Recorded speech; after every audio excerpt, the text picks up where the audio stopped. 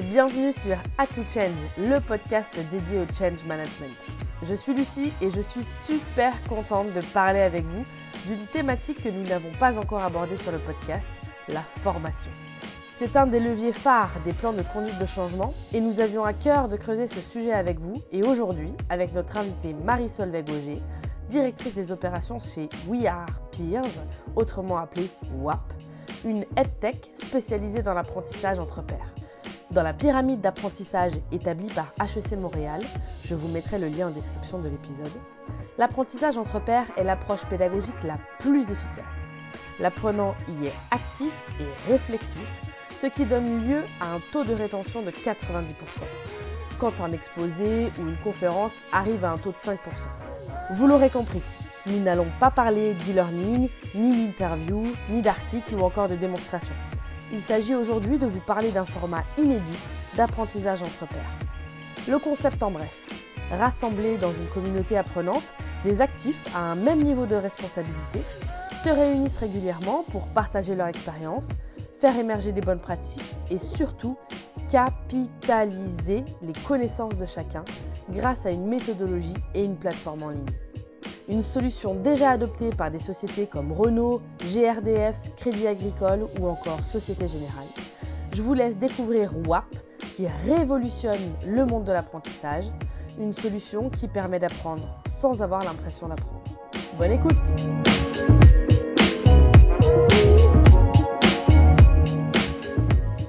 Bonjour Marie-Solveig, je suis ravie de t'avoir sur A2Change. Bonjour Lucie, merci beaucoup pour l'invitation.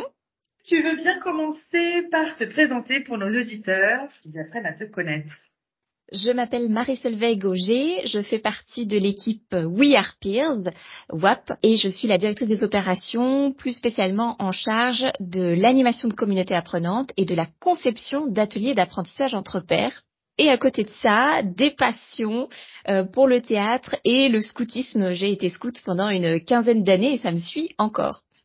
Ah, scoutisme, ce qui me vient en tête, c'est de la rando, pas mal, des chants, la communauté aussi finalement. T'as commencé tôt?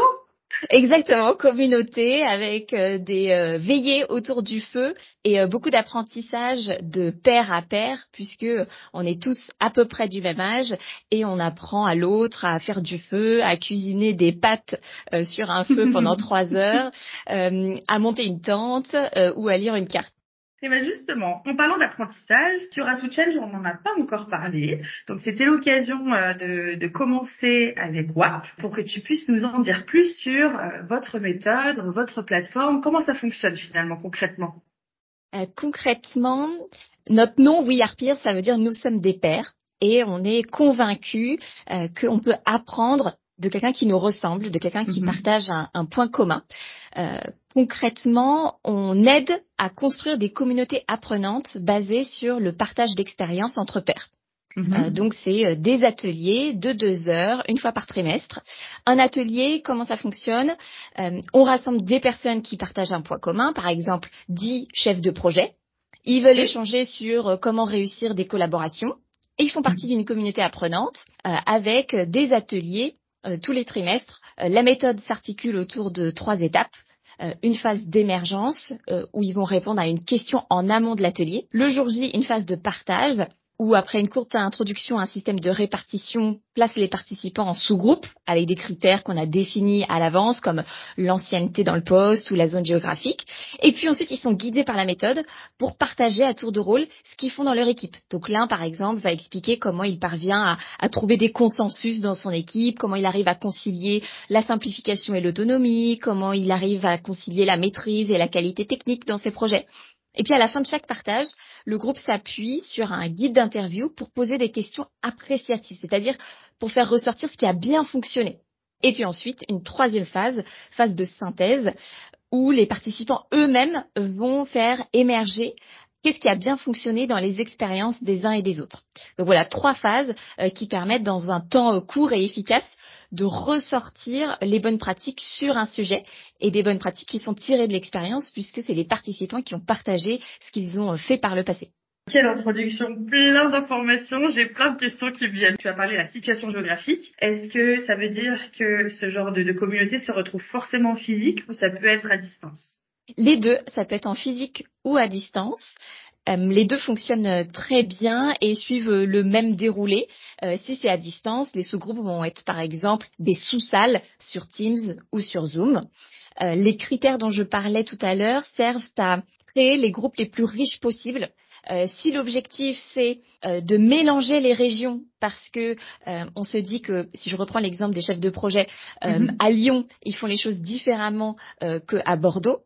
Et ils n'ont pas l'occasion de se rencontrer et d'échanger, on va créer des groupes, on va mélanger les zones géographiques. Si à l'inverse, on veut au contraire que Lyon retrouve les autres chefs de projet de Lyon parce qu'il y a peut-être différentes agences et ils ont besoin de consolider leurs bonnes pratiques, là on va rassembler les Lyonnais ensemble. Ok, donc si je comprends bien, tu rassembles des personnes qui ont une même problématique, donc a priori même métier, même secteur, et même niveau hiérarchique aussi du coup. Exactement, même niveau hiérarchique, ça c'est très important pour que les participants soient à l'aise dans le partage de leur expérience. Et pour ça, effectivement, il ne faut pas qu'un manager soit présent dans le groupe en tant que pair. Il faut vraiment que tout le monde ait le même niveau hiérarchique. En revanche, ils peuvent avoir des différences. Ils peuvent avoir une différence d'ancienneté dans le poste.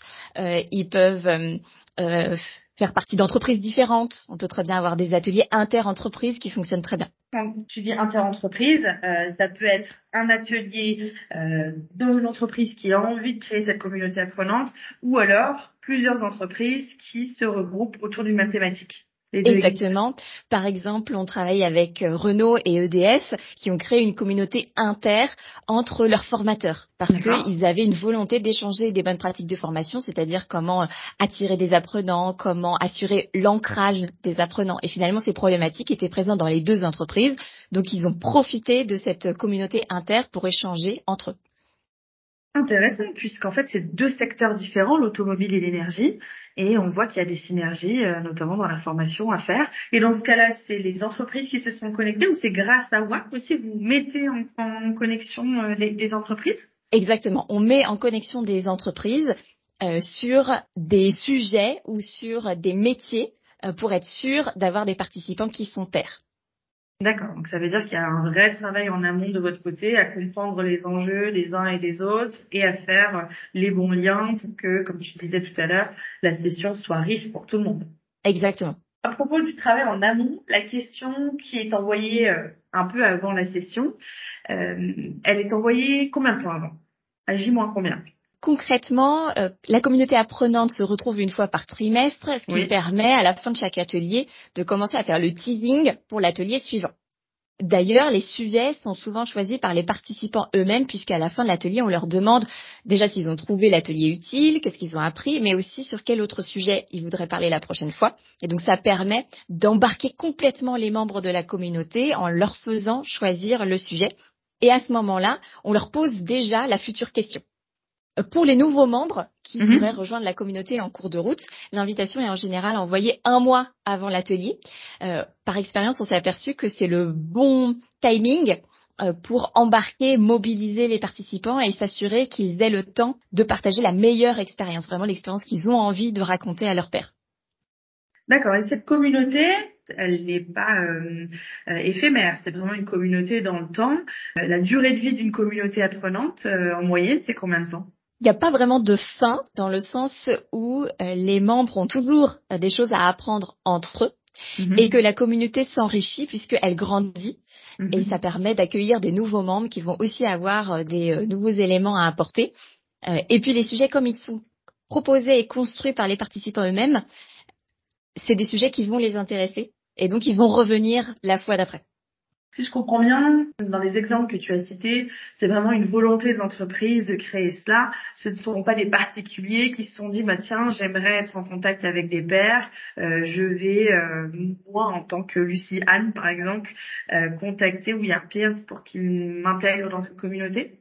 Les deux arrivent. C'est vrai que souvent c'est plutôt la volonté de l'entreprise qui propose ensuite à ses collaborateurs de rejoindre telle ou telle communauté ou de construire telle ou telle communauté. Mais ça arrive parfois que des particuliers, mais avec leur casquette quand même de chef de projet ou de manager, nous contactent en disant je suis intéressé pour apprendre de l'expérience de personnes qui me ressemblent. Est-ce que vous avez des communautés qui pourraient m'intéresser? Et qu'est-ce qui anime ces communautés finalement? Est-ce que c'est WAP? Est-ce que c'est des gens d'entreprise? Il y a deux étapes. Première étape, We Are Peers va co-animer le premier atelier pour vraiment lancer la communauté apprenante. Et ensuite, des volontaires dans la communauté sont identifiés pour apprendre à animer, pour apprendre à faciliter l'apprentissage entre pairs. Et là, c'est le Graal, parce que ça veut dire que c'est un pair qui anime pour ses collègues la communauté. Et il a beaucoup plus de poids, parce qu'il parle le même langage, il est légitime, il connaît les enjeux, il a le même vocabulaire. Et ça permet à l'atelier d'être encore plus efficace et ça permet aux participants d'être encore plus à l'aise pour partager leur expérience. D'accord. Et donc cette formation de formateur d'animateur, finalement, c'est WAP qui la prend en charge. C'est compris dans l'offre. Exactement. On fait monter en compétence les membres de la communauté et d'ailleurs tous les membres, pas seulement un. En général, ils peuvent tous, à tour de rôle, être impliqués dans l'animation puisqu'il y a le rôle d'animateur, mais il va aussi y avoir le rôle de technicien de la plateforme, celui qui va aussi avoir un regard d'observateur pour ensuite donner ses feedbacks. Ça permet vraiment à tous les membres de la communauté d'être impliqués dans la construction des ateliers. D'accord, donc il n'y a pas de critères de WAP pour identifier les premiers animateurs ou premiers formateurs. Tiens, celui-là, il a pas mal de soft skills, il faut se le dire, pour justement animer. Le principal critère, ça va être la volonté, le volontariat. Il faut vraiment que ça vienne d'eux. Et ensuite, tout le reste s'apprend. Et ça prend surtout en faisant, puisqu'on leur propose de passer tout de suite à l'action et d'animer l'atelier suivant en étant bien sûr accompagné. L'équipe We Are Peers intervient comme un filet de sécurité. Et donc, on est présent si il manque une information ou si l'animateur ne sait pas répondre à une question. Ce que je comprends depuis le début, c'est que vraiment, vous êtes un facilitateur finalement. Vous mettez en relation des entreprises qui ont envie d'apprendre, des communautés de pairs, vraiment avec les mêmes objectifs, les mêmes enjeux. Une question va émerger, ils vont pouvoir partager lors d'un atelier ensemble leur quotidien, leur réalité et s'enrichir les uns les autres des expériences de tous, quelle que soit leur ancienneté et situation géographique. Et du coup, ça, je me dis, ça pourrait être un atelier qu'on fait déjà en entreprise. Finalement, le plus de WAP, j'ai l'impression aussi que c'est la plateforme. Est-ce que tu peux nous en dire plus? La plateforme appuie la méthode et permet aux participants d'être guidés d'étape en étape, d'avoir accès aux consignes et donc d'être directement lancés dans les échanges. Il n'y a pas de perte de temps, ils sont tout de suite dans l'échange et c'est ça qui fait la richesse d'un atelier. Côté facilitateur, la plateforme va aider l'animateur à construire le déroulé puisqu'il a accès à des templates, va lui permettre d'avoir toujours un œil sur le chrono puisque chaque activité a un timing bien spécifique. La plateforme va l'aider aussi à créer des groupes puisque c'est un système de matching qui va créer les groupes. La plateforme permet aussi d'avoir accès à la prise de notes de tous les groupes, donc l'animateur peut voir en direct ce qui est en train d'être pris en note par le groupe 1 ou le groupe 2. Et puis surtout, la plateforme permet de capitaliser tout ce qui est pris en note par les groupes. C'est-à-dire qu'à la fin, au bout des 2 heures et demie d'atelier, la plateforme va générer une capitalisation de ce qui a été dit par tous les groupes et une synthèse. Ça permet aux facilitateurs vraiment de gagner du temps puisque c'est fait par la plateforme et ensuite il n'a plus qu'à en prendre connaissance pour le commenter à la fin de l'atelier. Et ça, c'est très efficace pour les participants d'avoir un retour concret dès la fin de l'atelier et de pas attendre une synthèse qui va être envoyée par mail après ou des post-it qui vont être peut-être rassemblés une semaine après. Là, l'avantage, c'est que les participants repartent avec une idée claire de ce qui a été dit non seulement dans leur groupe, mais aussi dans les autres groupes. C'est une vraie valeur ajoutée, ça. Franchement, c'est un vrai pain, je trouve, lorsqu'on participe à un atelier, à la fois en tant qu'animateur, mais aussi en tant que participant. Cette fameuse capitalisation des savoirs qui ont été échangés durant l'atelier. Sur le coup, on se dit, mais oui, mais bien sûr, c'est évident. Et puis quelques jours après, on se retrouve dans le quotidien, dans notre routine. Et mais il y avait une super idée, je l'ai oublié, qu'est-ce qu'il avait dit déjà? Et d'avoir cette synthèse finalement à la fin de l'atelier qu'on puisse retrouver facilement, c'est une super idée. Comment le groupe vit après une session? Est-ce qu'il se retrouve pour d'autres événements? Par trimestre, la communauté va se retrouver. Est-ce qu'il se retrouve aussi en dehors? Est-ce que ça arrive parfois? Oui, ça arrive parfois. Pour raconter une anecdote, We Are Peers est né d'abord dans le domaine de l'éducation. On organise toujours des communautés apprenantes pour les étudiants ou pour les enseignants. Et récemment, on a eu un retour d'expérience de 2 étudiants qui avaient participé à la même communauté apprenante et qui se sont tellement retrouvés après qu'ils ont fini par monter une colocation. Donc ça veut dire que ça avait bien matché, qu'ils avaient appris à se connaître pour avoir envie de monter une colocation ensemble. Ah, c'est chouette. Vous pourrez lancer un deuxième business. Exactement. Juste pour la dernière question qui me vient sur la plateforme, concrètement, je vais me retrouver dans une salle, ou devant mon bureau si c'est à distance, et donc tout va se faire par l'intermédiaire de la plateforme. Il faut l'imaginer comme un outil de facilitation, comme un Miro, comme Zoom, des choses comme ça. Alors oui et non. Si on est en distanciel, effectivement, les participants vont joindre d'abord un lien de visio, Zoom ou Teams, et de l'autre côté, ils vont ouvrir la plateforme qui va les guider d'une activité pédagogique à l'autre. Ça va permettre aux facilitateurs de donner le sens en introduction, expliquer le contexte, expliquer ensuite l'activité qui va bientôt apparaître sur leurs écrans, et ensuite les participants sont mis en sous-groupe. Et le facilitateur n'a pas besoin de se dupliquer dans chaque groupe puisque la plateforme va leur rappeler, dans un premier temps, chacun raconte son expérience. Ensuite, vous avez accès à un guide d'interview pour relancer les échanges avec la personne qui a été interviewée. Vous pouvez prendre des notes ici. Donc la plateforme est plus comme un support, une aide à l'animation et avoir accès à la méthode, à la première étape, puis à la deuxième, puis à la troisième. Ça, c'est quand on est en distanciel. Donc effectivement, chacun est derrière son ordinateur. Et quand on est en présentiel, on va garder en général un ordinateur par groupe. Parce que c'est plus simple de prendre des notes sur un ordinateur plutôt que sur un téléphone. Et là, dans ce cas, l'ordinateur va éventuellement tourner pour que ce soit pas toujours la même personne qui joue le rôle de scribe. Et la prise de notes est importante parce qu'elle permet à la fin de capitaliser sur ce qui a été dit. Donc, on rassure les participants en disant s'il y a des coquilles, s'il y a des fautes de frappe, ce n'est pas grave puisque la plateforme va relire tout ça. En revanche, essayez de transcrire le mieux possible l'expérience qui est en train d'être partagée parce que c'est grâce à tous les détails que vous allez noter qu'on va en ressortir un livrable le plus riche possible. À distance, on se voit quand même. Tout le monde met la caméra et on peut se parler en direct. Exactement. On a un début en plénière, que ce soit en physique ou en distanciel, où l'animateur accueille tous les participants, redonne le contexte, la thématique, l'objectif, explique comment ça va se passer l'atelier, comment l'atelier va se passer. Et puis ensuite, les participants sont mis dans des sous-groupes. Donc, quand on est en distanciel, ils vont être dans la sous-salle Zoom à 4-5 dans leur groupe. On s'est aperçu avec l'expérience qu'ils ont tous envie de mettre la caméra parce que ça leur permet de voir les échanges, de voir la personne qui parle, de voir les mimiques, de voir l'émotion puisqu'ils partagent une expérience vécue. Donc, en général, il y a beaucoup d'émotions qui se transmettent aussi par les mimiques. Et puis, il y a une personne qui va prendre le rôle de scribe pour prendre des notes. Et ils ont tous accès aux prises de notes. La plateforme est collaborative, donc ça leur permet éventuellement de rajouter un élément qui aurait pu être oublié. Ok, mais avec tout ça, je me dis, ça fait combien de temps que vous avez été créé? On est né en 2016 et la plateforme est venue après. Au départ, on était un jeu de cartes, c'est-à-dire que le support de la méthode, c'était un jeu de cartes. Et puis, petit à petit, la plateforme est née.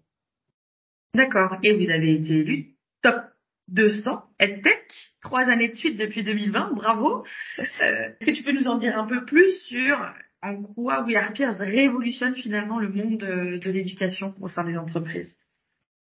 Alors c'est drôle que tu utilises le mot révolutionne le monde de l'éducation au sein des entreprises parce qu'effectivement on travaille avec ces deux mondes-là, éducation entreprise, donc je pense que ça nous alimente beaucoup.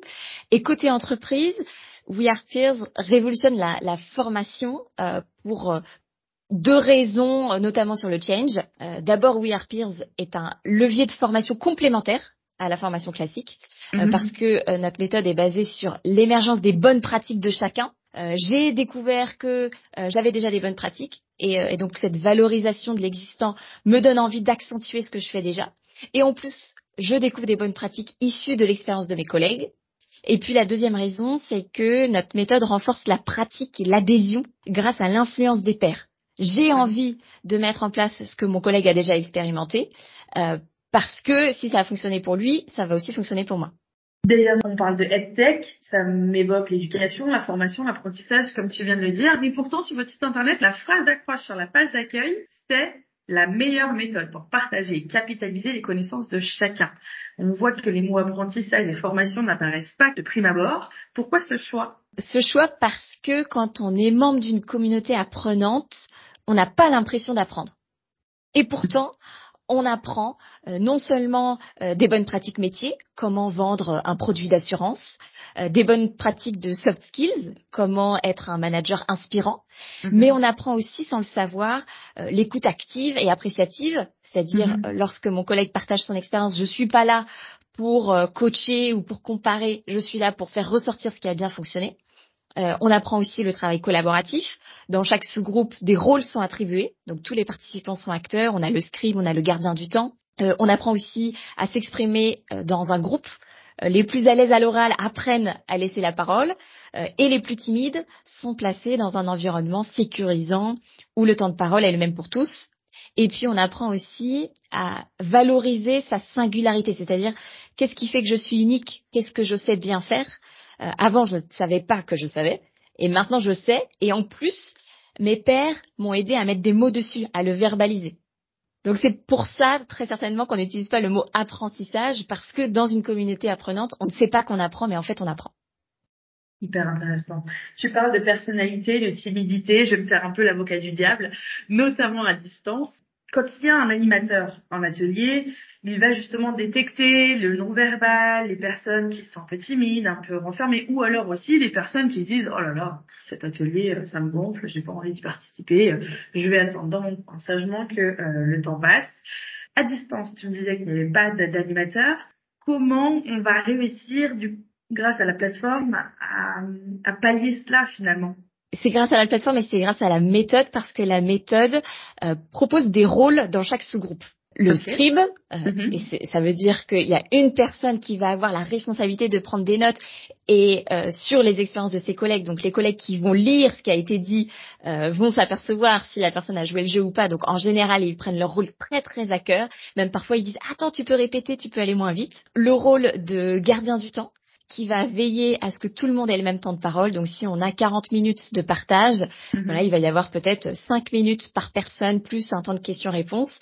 Et le fait que ce soit un pair, un membre du groupe, et pas l'animateur, qui viennent dire « Attention, plus qu'une question », ça a beaucoup plus de poids parce que c'est fait à l'intérieur du groupe.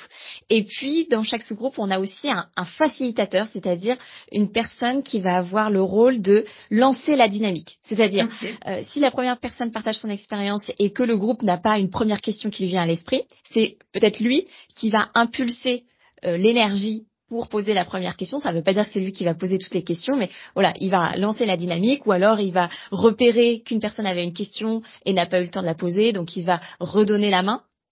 Et ça permet, dans chaque groupe de 4-5, à ce que tout le monde soit complètement participant. D'accord, tous ces rôles-là sont joués par les personnes de l'entreprise. Exactement. Et l'animateur qui va vraiment gérer l'atelier, lui, il passe dans les sous-groupes. Alors si on est en distanciel, en général, il éteint sa caméra et son micro pour pas déranger les échanges. Si on est en présentiel, il va avoir une posture basse, c'est-à-dire qu'il va passer dans les groupes, il va se mettre à leur niveau. Et il va être là pour répondre aux éventuelles questions et parfois pour donner un conseil de facilitateur. Quand on est en distanciel, par exemple, l'animateur va dire au gardien du temps « Petit rappel, il vous reste 2 minutes ». Et comme ça, c'est le gardien du temps dans son sous-groupe qui va transmettre l'information.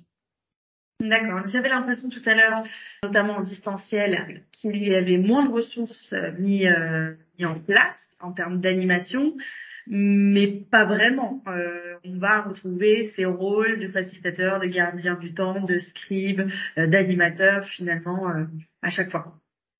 Exactement. Et la force, c'est que c'est porté par la communauté apprenante, par chaque membre. Et ça les motive encore plus à apprendre parce qu'ils se sentent acteurs de leur processus d'apprentissage. Ils ont une prise sur ce qui se passe. Mais on dit souvent que dans le changement, plus on est acteur, plus on apprend. La marche, la méthode fonctionne, quel que soit le nombre de participants par événement? Oui, on va avoir un minimum. D'accord. de 8-10 participants puisque on crée des sous-groupes, donc il faut au moins créer 2 groupes. En revanche, il n'y a pas de maximum. On a des communautés apprenantes de 1200. Il n'y a pas de maximum. Et la qualité de l'apprentissage et des échanges est assurée par le fait qu'on est en sous-groupe. Donc finalement, qu'il y ait 50 sous-groupes ou qu'il y ait que 2 sous-groupes, chaque participant va vivre la même expérience. Il va partager, il va poser des questions, il va être acteur, il va avoir son rôle. Donc on assure cette qualité grâce à la méthode qu'on a développée. Mais quel challenge! 1200 personnes! Waouh! Mais comment tu arrives à organiser et à structurer du coup un événement pour autant de personnes tout en atteignant la promesse d'apprentissage? Et notamment, je me dis, est-ce que ces fameux rôles de facilitateur, scribe, gardien du temps, etc., tu les embarques en amont, tu leur expliques ce que va être leur rôle ou c'est le jour J qu'ils l'apprennent? Alors j'ai 2 éléments de réponse. Un premier élément de réponse sur la partie introduction, où là, on embarque le plus possible des membres de la communauté pour que ce soit eux qui lancent l'atelier, qui expliquent, voilà, la thématique aujourd'hui, c'est ça. D'ailleurs, cette thématique vient de notre dernier atelier puisque c'est un sujet qui est revenu de nombreuses fois, etc. Donc, ces personnes-là, on organise un filage en amont pour qu'elles soient à l'aise, qu'elles sachent se répartir la parole.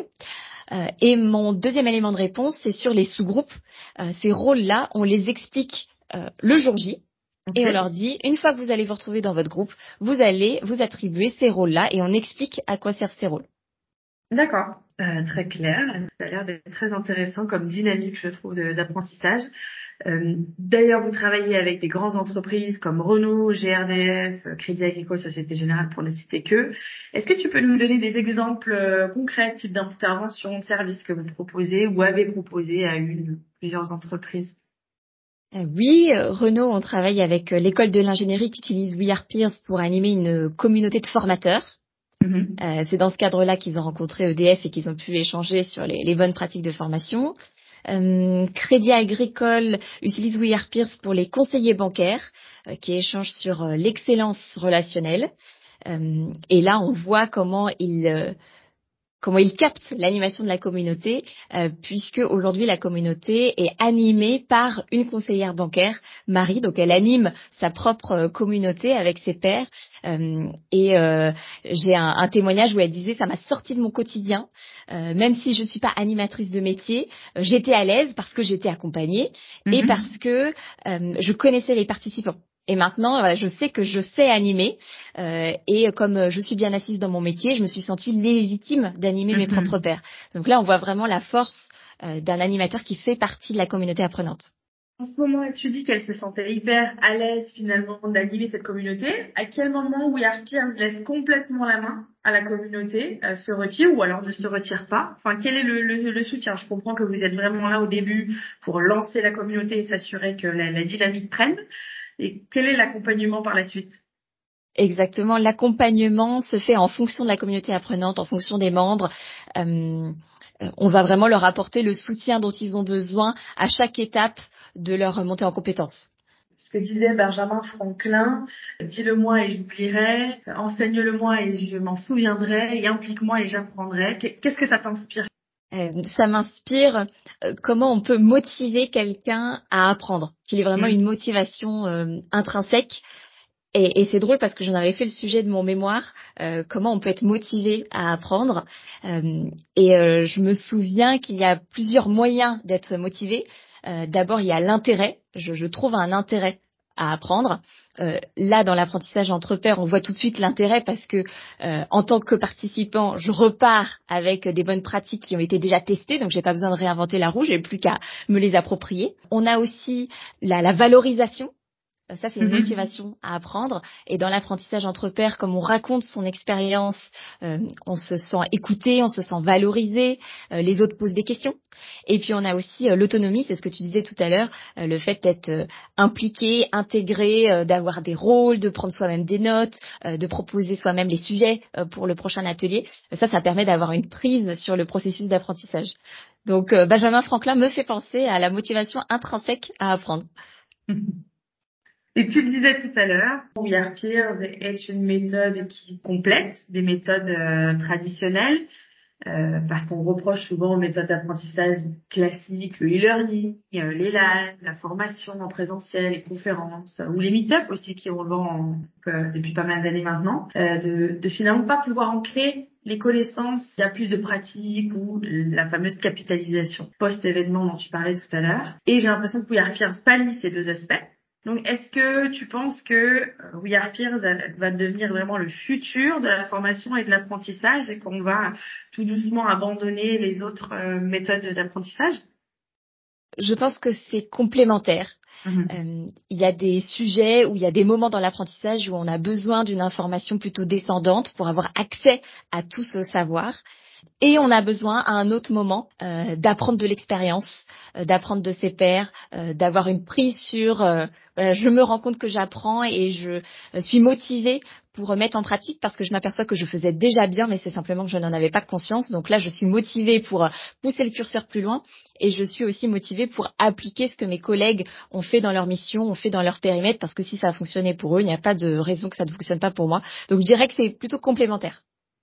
J'adore je faisais bien mais je ne le savais pas, et donc je prends confiance finalement dans mon métier et dans ce que je fais, et je pousse le curseur, comme tu le disais, un peu plus loin.